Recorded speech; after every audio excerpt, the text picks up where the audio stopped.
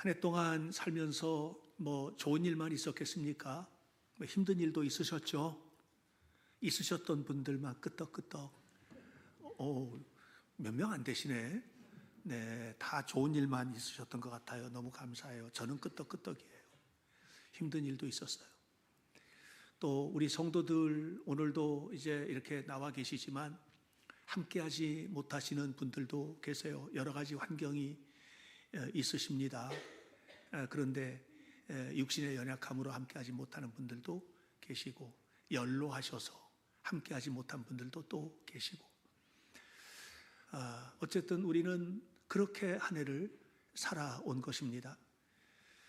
한 해를 살면서 우리가 살아온 삶을 가만히 보면 뭐 능력이 있어서 성공하고 환경이 좋아서 성공하고, 아니면 반대로 내 능력이 부족해서 실패하거나 또 환경의 여러 가지 여건 때문에 실패하거나, 이렇게 생각할 수 있습니다.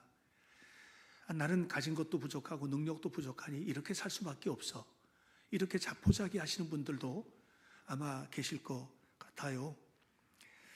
그런데 이렇게 삶을 바라보는 관점이 능력이나 환경의 관점에서 삶을 바라보다 보면, 그러면 자기를 자책하게 되고 또 환경을 탓하게 되고 핑계하게 되고, 이런 일들이 늘 생길 수밖에 없습니다.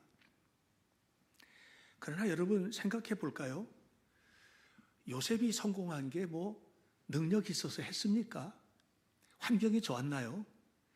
요셉이 애굽에 팔려갔을 때 노예로 팔려갔잖아요. 환경이 너무 안 좋았거든요. 이집트 말 한마디도 못했습니다. 능력도 빵입니다. 뭐 노예로서의 육체적인 노동 같은 거 해본 일이 있나요? 아버지 심부름하고 꽃가옷 입고 집에서 살고 그러면서 살았던 친구가 그렇게 버려진 것 같이 버려졌는데, 환경도 별 볼 일이 없고 능력도 별 볼 일이 없고, 그랬던 그가 놀랍게 꿈을 이루었단 말이에요. 그게 어디서 왔을까? 저는 그것을 우리는 그냥 믿음 이렇게 말을 하지만, 우리가 서로 통용할 수 있는 말로 좀 바꿔서 얘기를 할게요. 태도인 것 같아요. 태도. 삶을 대하는 태도. 자기 자신의 환경을 대하는 태도. 요셉은요, 태도가 참 좋았던 사람이에요. 노예로 팔려가서 거기서 버텨내면서 그 나중에 그런 얘기 하잖아요. 하나님께서 나를 보내셨다고. 형들이 나를 판 게 아니라고. 하나님께서 나를 보내셨다고. 이게 환경을 대하는 태도거든요. 믿음의 태도예요. 그래서 열심히 했죠. 정말 열심히 노력하지 않았습니까? 열심히 이집트 말 배우고 열심히 할 수 있는 일 하고 그렇게 했거든요. 그게 뭐냐면 태도거든요. 능력을 키워가는데도 태도, 환경을 받아들이는데도 태도, 이 태도가 굉장히 중요하다는 생각을 합니다. 저는 여러분, 우리 성도들이 세상을 바라보는 눈, 또 삶을 바라보는 모든 것들이 건강한 태도를 갖게 되시기를 바라요. 절대로 놓아서는 안 된다, 이렇게 사도 바울이 믿음을 가지고 강조했던 내용이 고린도전서 13장 13절에 나옵니다. 이렇게 말하거든요. 같이 한번 해볼까요? 시작. 믿음, 소망, 사랑, 이 세 가지는 항상 있을 것인데. 됐습니다. 믿음, 소망, 사랑, 이 세 가지는 항상 있을 것인데, 우리가 항상 붙들고 살아야 될 것이 믿음, 소망, 사랑이라는 이야기를 하는 겁니다. 믿음, 소망, 사랑을 어떻게 보여줄 수 있을까? 저는 여러분이 보여줄 수 있다고 생각합니다. 어떻게? 믿음의 태도로, 소망의 사람처럼 사랑하면서. 이게 태도예요. 여러분들이 살아가는 걸 보면 다 보여요. 이 사람이 믿음 있는 사람인지, 소망을 붙들고 있는 사람인지, 진짜 사랑을 담고 사는 사람인지 보면 보이지 않나요? 보이잖아요, 다. 이런 게 태도거든요. 우리가 믿음이 좋다 또는 영적으로 깊다 이렇게 얘기할 때 뭘 보고 얘기하느냐면 그 사람의 속을 뒤집어 볼 수도 없고 어떻게 알아요 믿음이 좋은지 영성이 깊은지 이거 갈라볼 수도 없고 알 수 있는 것은 하나입니다. 그 사람의 태도입니다. 여러분 그래서 저는 우리들이 신앙인으로 살 때 이 태도가 얼마나 중요한지 여러분들이 아셨으면 좋겠어요. 우리가 하나님 앞에서 살아갈 때 하루하루 모든 삶의 내용들이 태도를 통해서 나타나기 때문에 그렇습니다.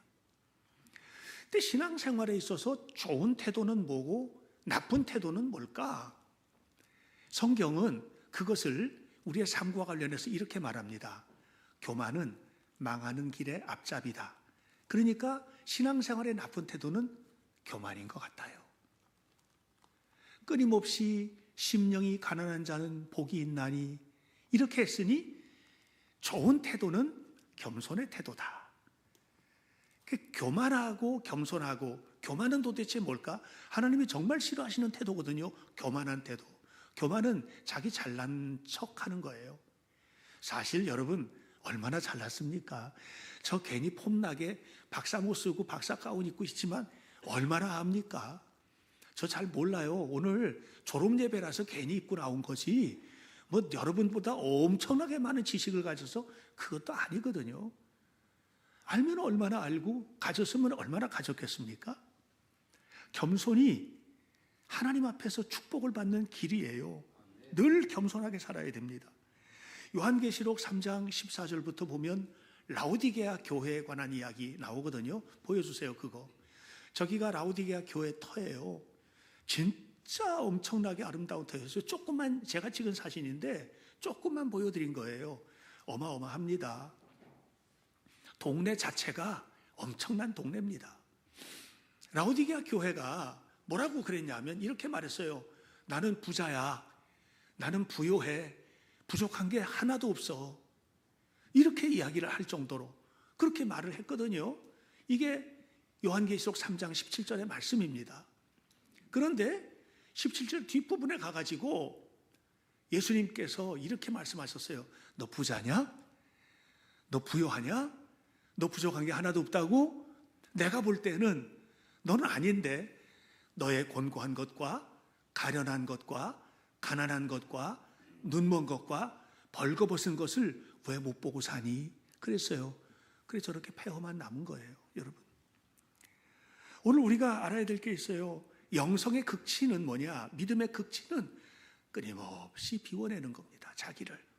자기를 계속해서 비워내는 겁니다. 마가복음 8장 34절에서 예수님께서 하신 말씀입니다. 나를 따라오려면 좋은 믿음으로 살려면 너를 부인해라. 비워내야 돼. 계속해서 비워내야 된다. 너가 사라지면 그 자리에 내가 들어가. 이 얘기거든요.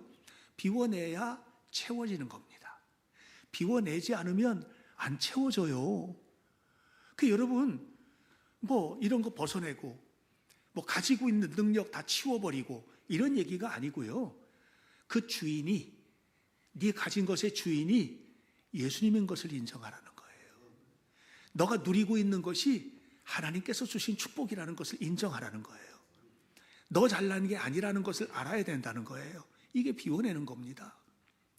제가 이 말씀을 준비하다가 한 분을 소개하고 싶었어요. 이용규 선교사님. 저분이에요. 몽골국립대학교 부총장님이세요. 이용규 선교사가 서울대학교에서 공부를 했어요. 석사하고 박사하고. 그리고 미국의 유명한 학교잖아요.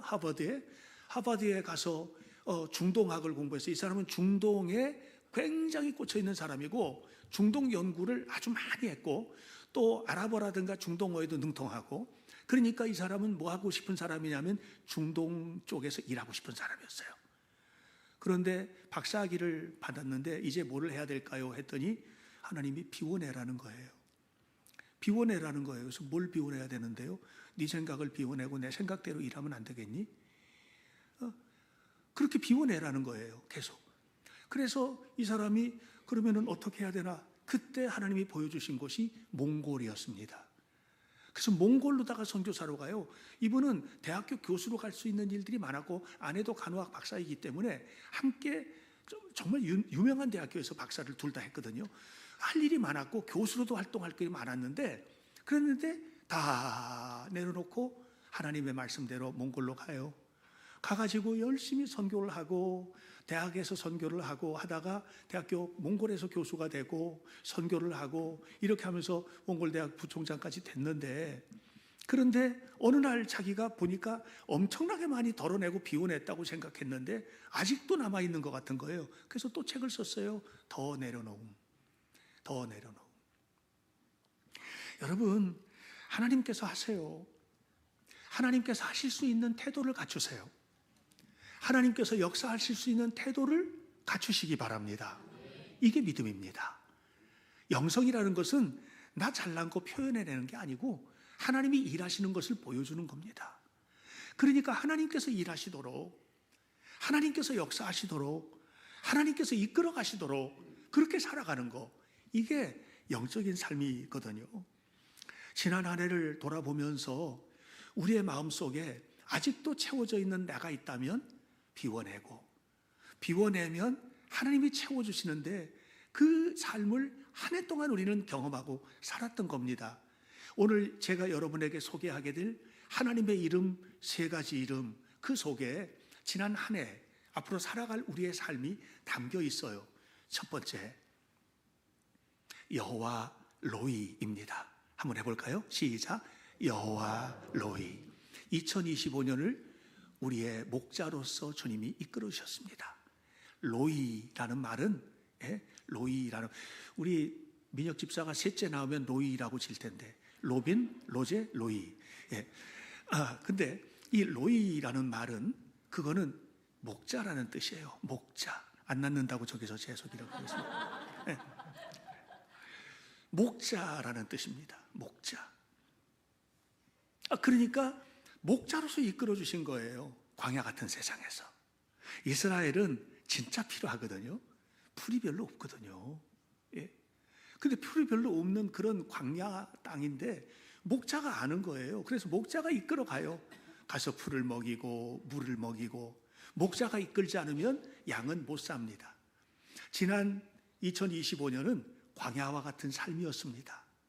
저만이 아니고 여러분들도 그러셨을 거예요. 우리의 삶은 늘 그렇습니다. 그런 광야와 같은 삶으로 도전을 받는 거예요. 그런데 그런 삶을 우리가 살아왔던 것은 여호와 로이, 여호와는 나의 목자. 아도나이 로이 로 엘사르 비네오테 쉐이아르비체니 알메메노티에날레니. 여호와는 나의 목자시니 내게 부족함이 없으리로다. 그가 나를 푸른 풀밭에 누이시고 쉴 만한 물가로 인도하시는 도다. 내 영혼을 소생시키시고 자기 이름을 위하여 의의 길로 인도하시는 도다. 내가 사막의 음침한 골짜기로 다닐지라도 해를 두려워하지 않을 것은 주께서 나와 함께 하십니다.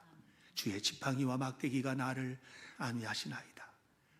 주께서 내 원수의 목전에서 내게 상을 차려주시고 기름을 내 머리에 부으셨으니 내 잔이 넘치나이다.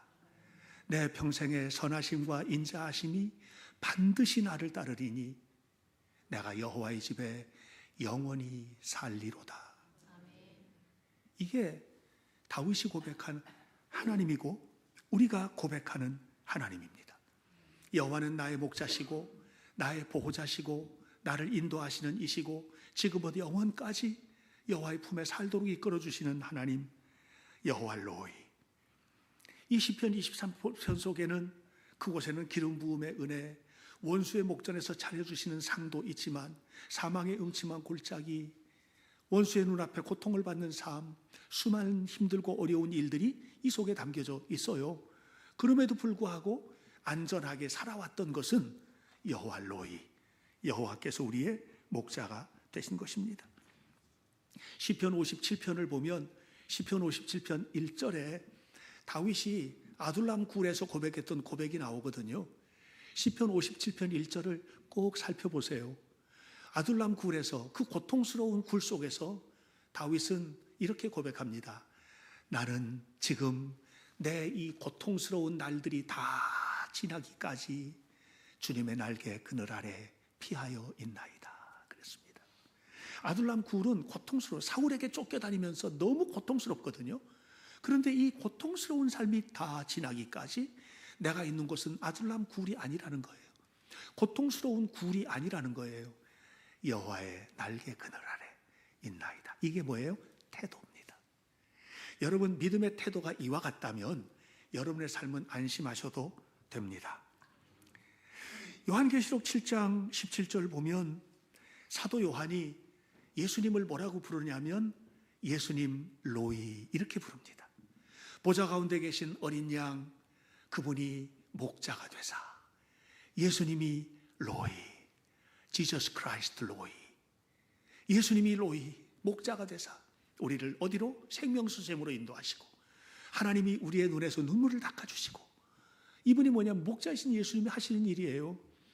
여러분 그래서 여러분이 힘들 때 눈물 흘릴 때 주님을 바라보셔야 됩니다.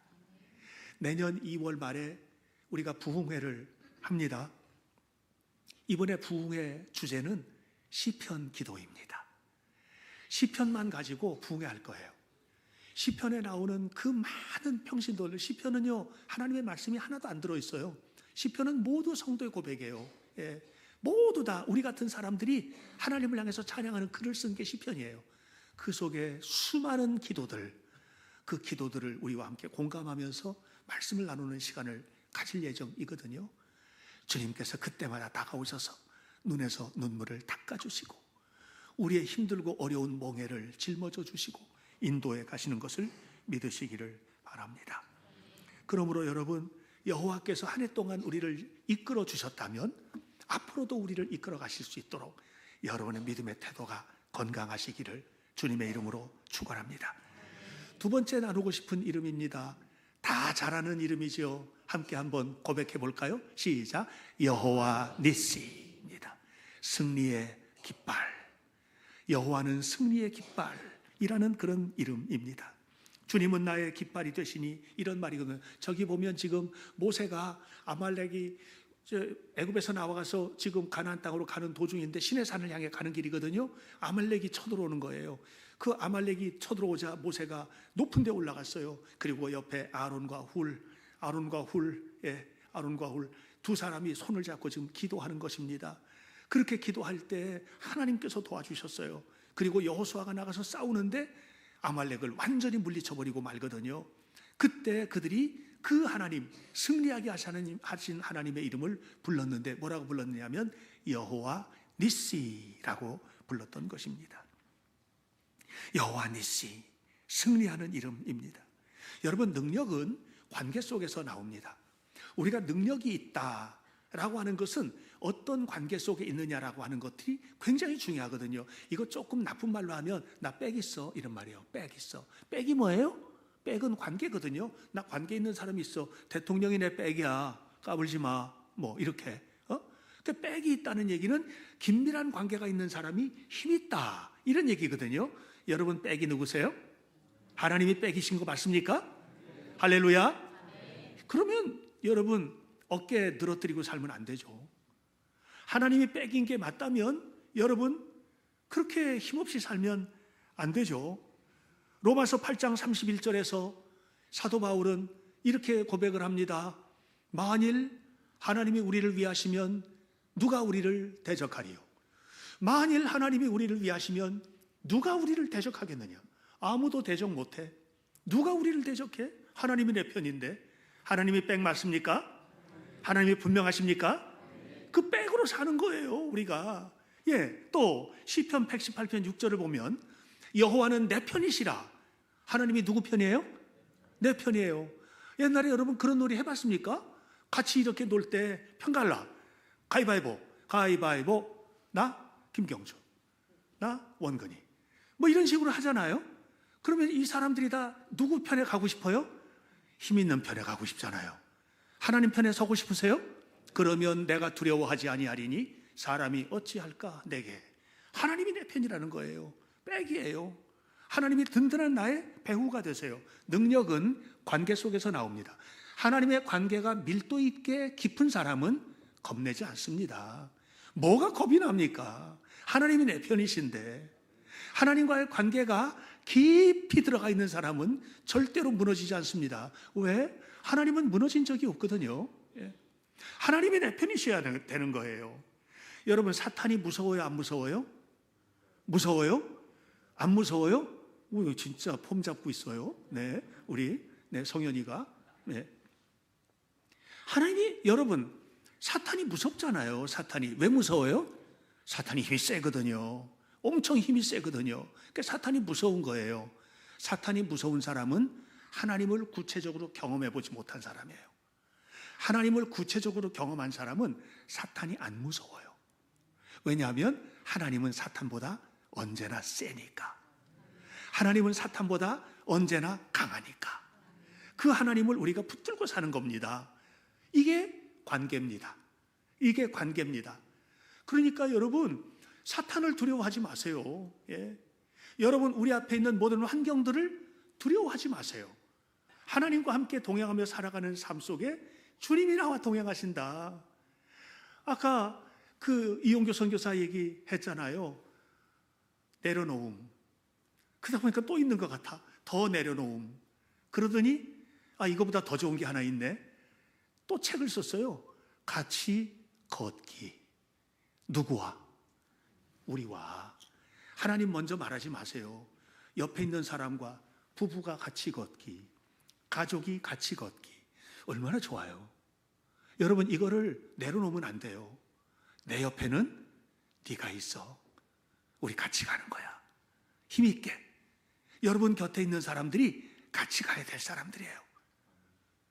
한번 손 한번 잡아주세요. 같이 가는 거예요.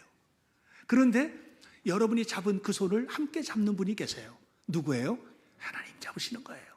하나님과 동행하기, 하나님과 같이 걷기. 얼마나 좋아요.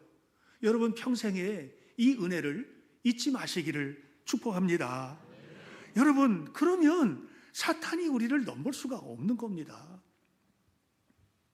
바디메오가, 예수님께서 여리고를 지나실 때 바디메오가 막 부르죠. 예수님, 나를 좀 도와주세요. 나를 좀 도와주세요. 예수님 멈춰서 그 눈먼 바디메오의 병든 눈을 고쳐주셨어요. 주님께서 하시는 거예요. 그분이 누구예요? 나의 능력이 되는 거예요. 관계가 맺어진 거예요. 12해 동안 혈루증으로 앓던 여인이에요. 혈루증이라는 것은 여성이 생리현상이 1년 내내 일어나는 거예요. 이거는 고통스러운 거예요. 지금은 뭐 여러 가지 위생시설이 잘 돼 있지만 2000년 전 상황에서 이거는 죽을 만큼 고통스러운 겁니다. 그런데 그 여인이 예수님의 옷자락을 만졌어요. 관계를 맺은 거예요. 그 순간에 그의 모든 질병이 떠나갔습니다. 오늘 이 시간에도 주님께서 여러분을 만져주시기 바라고, 그 만져주시는 은혜를 따라서 모든 육신의 질병과 연약한 것들, 마음에 무너진 것들, 희망이 절벽인 모든 것들이 다 깨끗하게 회복되시기를 주의 이름으로 축원합니다. 예수님의 이름을 부른다는 것은 결국은 능력 있는 분이 내 배후가 된다는 것이고, 그럴 때 우리가 할 수 있는 일이 여호와 니시입니다. 나 승리했습니다. 나 승리할 겁니다. 나 승리하기를 원합니다. 나 승리했습니다. 바로 이 은혜가 여러분 한 해 동안의 우리의 삶이었습니다. 그래서 여기 오신 거예요. 승리하셨기 때문에 여기 오신 거예요. 그리고 앞으로도 우리는 새해 문턱을 넘어갈 때 승리할 줄로 믿습니다. 세 번째, 여러분들에게 소개하고 싶은 이름이 있습니다. 많이 알려져 있지 않은 이름입니다. 함께 한번 고백합니다. 시작. 여호와 치드케누랍니다. 저 그림은 바티칸에 가면 시스틴 예배당이 있습니다. 뭐 교황이 돌아가시면 새로 뽑는 그 예배당인데, 그 제단화입니다. 천정화도 아름답고 유명한데 제단화입니다. 이 제단 뒤에 저 그림이 있습니다. 최후의 심판이라는 미켈란젤로의 제단화입니다. 최후의 심판의 가운데 서신 분이 예수님이 계신데, 그 예수님, 하나님의 이름이죠. 여호와 치드케노입니다. 의로운 것입니다. 여호와는 의로우신 하나님, 정의로우신 하나님이라는 뜻입니다. 여러분, 하나님은 한치의 오차도 없이 의로우십니다. 여러분, 세상은 불의합니다. 너무 불의한 것이 많고요. 제가 요즘엔 정치적으로 굉장히 혼란스러운 상황들이 좀 있잖아요. 지금 많이 안정되긴 했지만 그래도 많이 혼란스러운 상황들이 있잖아요. 혼란스러운 상황일 때 제가 사람들을 만나면 이게 뭐가 의로우냐, 뭐가 불의하냐, 이건 하나도 상관이 없더라고요. 누가 내 편이냐만 관계가 있지. 예. 하나님은요, 하나님은 내 편이나 네 편이냐가 없습니다. 하나님은 의로우십니다. 정확하십니다. 의로우신 하나님이십니다. 예레미야 23장 5절로부터 6절의 말씀을 보면 이렇게 말합니다. 여호와의 말씀이니라. 보라, 때가 이르리니 내가 다윗에게 의로운 가지를 일으킬 것이다. 이게 예수님이거든요. 의로운 가지를 일으키실 것이다. 그가 왕이 되어 지혜롭게 다스릴 것이다. 세상에서 뭘 할 건가? 공의와 정의를 행할 것이다. 그날에 유다는 구원을 받겠다. 이스라엘은 평안히 살 것이다. 그의 이름이 뭐냐? 여호와 우리의 공의이기 때문이다. 여호와 치드케노. 그 이름이 여호와는 공의, 여호와 치드케노이기 때문이다 라고 이야기를 했습니다. 우리가 의로워질 수 있는 것은요, 내 생각이 이건 옳은 거야, 이건 잘못된 거야, 이것이 아니고 완전히 예수님과 하나 될 때 예수님의 은혜로 우리는 의로운 삶을 발견할 수 있고 의로운 길을 걸어갈 수 있습니다. 고린도전서 1장 30절 말씀을 보니까 사도 바울이 이렇게 말했습니다. 붉은색으로 칠한 것만 한번 읽어볼까요? 시작. 예수는 우리에게 의로움이 되셨으니. 예수님이 우리에게 의로움이 되십니다. 여러분, 예수님은 의로우신 분이기 때문에 불의한 모든 것들을 다 싫어하십니다. 그래서 죄인을 싫어하십니다. 여러분들은 죄인이시잖아요. 그래서 어떻게 하셨습니까? 예수님이 십자가에 지셔서 모든 죄를 사하여 주셨어요. 대신 짊어져 버리신 거예요. 그리고서 끊임없이 사랑하십니다. 의롭다 여김을 받은 여러분을, 의롭다 여김을 받은, 의롭다 인치심을 받은, 우리는 불의하지만 우리는 아직도 불의해요, 사실. 그런데 예수님께서 의롭다고 인정해 주시는 거예요. 이게 의인화, 이게 의인화예요. justification, 의인화. 우리는 그렇게 되어서 하나님으로부터 의롭다 인정을 받은 사람들이 된 겁니다. 그러니 이제는 끊임없이 하나님이 사랑하시는 것입니다. 우리는 절대로 스스로 의로워질 수 있는 사람이 아닙니다. 하나님이 공급해 주시는 은혜를 체험하고 하나님의 말씀을 통해서 끊임없이 나를 비워내고 하나님께서 이끄시는 대로 우리가 순종하면서 하나님 앞에 살아갈 때 우리는 드디어 의로운 삶의 발걸음을 디뎌놓기 시작하는 것이고, 그때 같이 걷기, 주님과 같이 걷기, 내가 너희와 세상 끝날까지 함께하리라 말씀하신 그 주님의 손잡고 걷기, 이 일을 실천할 때 우리의 삶도 치드케노, 의로워질 수 있습니다. 그런데 이 치드케노라는 말이, 이 히브리어에서 이 말이 또 다른 의미를 가지고 있어요. 그것은 뭐냐 하면 의롭다라는 말과 동시에 정확하다, 틀림없다 하는 뜻을 가지고 있어요. 정확하세요. 하나님은 정확하십니다. 여러분, 지난 한 해 동안에 여러분이 헌신하신 모든 것들을 정확히 지켜보십니다. 여러분, 우리가 살아가면서 행했던 모든 거짓된 것들 다 주님은 아십니다. 여러분, 우리가 걸어가는 걸음걸음마다 하나님 앞에서 우리가 살아가는 모든 것들을 하나님은 정확하고 틀림없이 알고 계십니다. 갚아주실 것입니다. 여러분이 행했던 모든 일들을 갚아주실 것입니다. 적어도 우리가 하나님 앞에서 살았지, 그래서 때로는 연약하기 때문에 지은 죄도 있지만 하나님 앞에 회개하면서 나왔던 모든 걸음들, 우리가 때로 실수할 수도 있었어요. 우리가 때로는 문제가 있기도 했었어요. 그런데 그 모든 문제와 연약함을 하나님 앞에 고백하며, 하나님, 저는 죄인입니다 고백했던 여러분의 모든 고백을 주님은 다 들으셨어요. 우리가 아파해서 너무너무 고통스럽고 힘들 때 하나님 앞에, 하나님 저 힘듭니다 하면서 울부짖으며 기도했던 그 기도의 음성을 주님은 다 들으셨어요. 정확한 때에 정확하게 하나님이 틀림없이 갚아주실 줄로 믿습니다. 때가 이름에 이루리라 말씀하셨습니다. 여러분, 때를 기다리시기를 바랍니다. 서두르지 말고. 어떤 농부가 벼를 키우는데 옆집에도 벼를 키우고 우리도 했는데 옆집에 이삭이 요만큼 더 올라온 거예요. 너무 속상해서 아니 저 집은 저렇게 올랐는데 우리 집은 왜 이렇게 안 올라오지? 그래서 밤에 몰래 가서 모가지를 다 빼냈대잖아요. 똑같이 키 키우려고. 그 다음날 어떻게 됐을 것 같아요? 다 죽었죠? 네. 억지로 되는 게 아닙니다. 하나님의 때가 있습니다. 하나님의 때를 구하세요. 하나님의 때를 기다리세요. 이게 태도입니다. 우리의 신앙의 태도는 내가 앞서가는 것이 아니고 하나님 앞에 간절한 마음으로 구하면서 하나님 앞에 간절히 기도할 때 주님께서는 틀림없이 들으시고 정확한 때에 하나님의 선하신 뜻을 이루어 주실 줄로 믿습니다. 그러므로 여러분, 우리는 고린도전서 15장 34절의 말씀처럼 깨어있어 의를 행하고 죄를 짓지 말아야만 합니다. 깨어있어 의를 행하고, 무슨 말이에요? 깨어있어 주님과 동행하며 하나님 바라보고 살라는 얘기예요. 그렇게 살아갈 때 우리의 삶에는 거룩한 하나님의 때가 이루어지게 될 줄로 믿습니다. 한 해 동안 여러분 열심히 살아오셨죠? 너무너무 수고하셨습니다. 여러분 한 해 동안 살아온 모든 삶을, 하나님 앞에 헌신했던 모든 헌신을, 하나님 앞에 드렸던 모든 것들을, 하나님과 함께 하기를 원했던 모든 마음들을 하나님은 다 아십니다. 육신의 질병에 걸렸을 때, 삶이 어려울 때 하나님 도와달라고 기도했던 모든 기도들을 하나님은 아십니다. 주님께서 약속하신 모든 것들을 다 이루어 주실 줄로 믿습니다. 그러므로 여러분, 예수님을 믿는 우리의 믿음이 후회가 없기를 바랍니다. 예수님과 함께 살아가는 삶에도 후회가 없기를 바랍니다. 하나님, 저는 예수님을 믿은 것 후회가 없습니다. 예수님께 드린 것 후회가 없습니다. 예수님께 바친 삶 후회가 없습니다. 주님, 저 사랑하는 아내를 만나고 남편을 만나서 살아왔던 모든 삶 후회가 없습니다. 주님 때문입니다.